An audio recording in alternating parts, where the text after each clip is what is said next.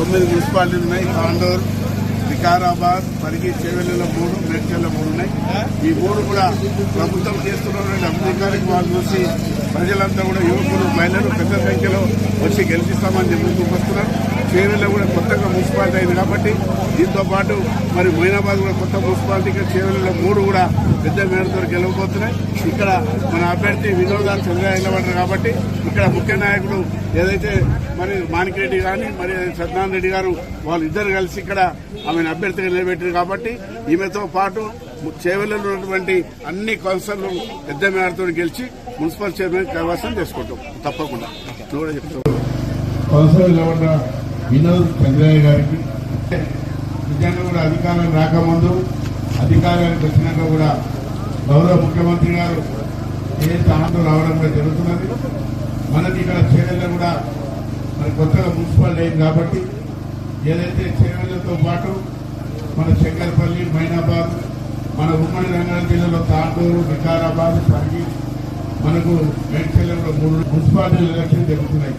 ఈ 9 మున్సిపాలిటీలో కూడా మనం మొత్తం మన మెజార్టీ స్థానాలు మున్సిపల్ మనమే గెలవబోతున్నాం. ఇక్కడ కూడా చేవెళ్ల మరి పోయినసారి అయింది, కానీ ఈసారి మళ్ళా ఛాన్స్ వచ్చింది కాబట్టి మున్సిపల్ గా మరి అందరూ కూడా గెలిచినట్టయితే మెజార్టీ స్థానాలు మనకు అభివృద్ధి చేసుకోవడానికి అవకాశం ఉన్నది. వీరిద్దరు కలిసి వినోద చంద్రయ్య నిలబెట్టారు కాబట్టి మీరందరూ కూడా మెజార్టీతో గెలిపేయండి. వాళ్ళు ఏం చెప్పినా చేయాల్సిన బాధ్యత రంజిత్ రెడ్డి, మా మీద, మరి ఎమ్మెల్యే యాదయ్య గారు, మెంబర్స్ అందరూ కూడా మీ గ్రామానికి వచ్చి పనిచేస్తారు. మీరు అడగకుండా చేయవలసిన బాధ్యత మా మీద ఉన్నది.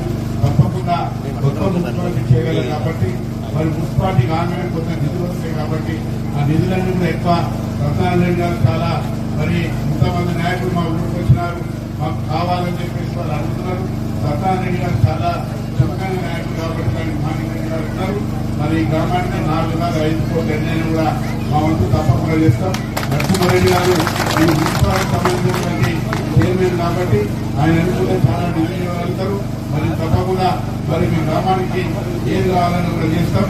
అదేవిధంగా మరి ఏదైతే 11 తారీఖు ఎలక్షన్ అది 2 రోజులు రేపు 5 గంటలకు ముగిస్తుంది. ఇది మరి వినోదం పెద్ద ఎత్తున వినోదం చెప్పారు మెజార్టీతో గెలిపేయండి. వాళ్ళు ఏదైతే హామీలు ఇస్తున్నారో మీకు ఏదైతే మీకు మాట ఇస్తున్నారో మరి వ్యక్తిగతంగా సంక్షేమ పథకాలు కానీ, ఇళ్ల విషయంలో కానీ, పెన్షన్ల విషయంలో కానీ, క్యాష్ విషయంలో కానీ, రైతులకు లభించే విషయంలో కానీ, అది కాకుండా మన అభివృద్ధి పరంగా ఏదైతే మీకు అంతా కూడా హామీలు ఇస్తారో అవన్నీ కూడా చేయవలసిన బాధ్యత తీసుకొని చేస్తామని చెప్పుకుంటూ ఇప్పుడు మొయినాబాద్